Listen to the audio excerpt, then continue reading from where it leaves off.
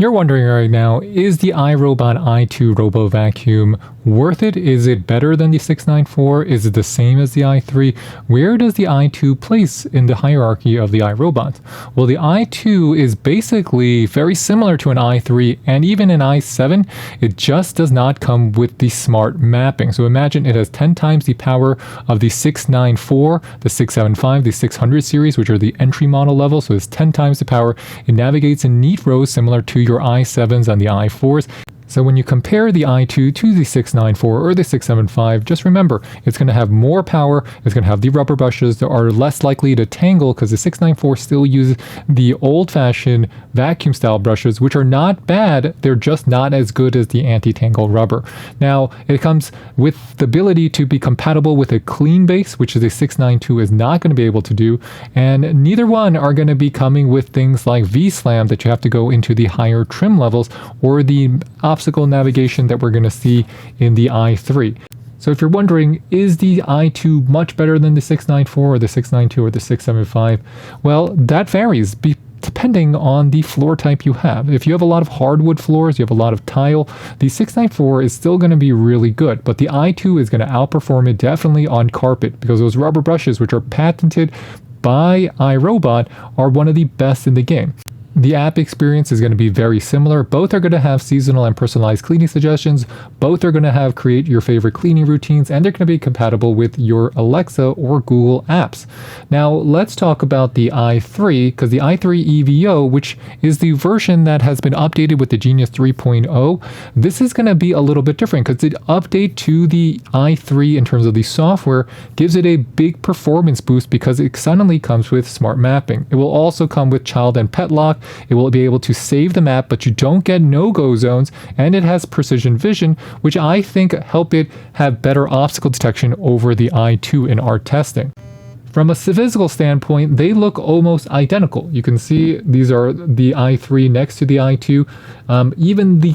Even the dustbins are going to be interchangeable because then you have the i2 being compatible. If you purchase the self-emptying bin and you get the new waste bin and replace it, then you're going to be able to use it all together. And the i3 EVO also works in these neat row settings that are going to be better than if you were to buy it on the 600 series because the neat row makes performance faster.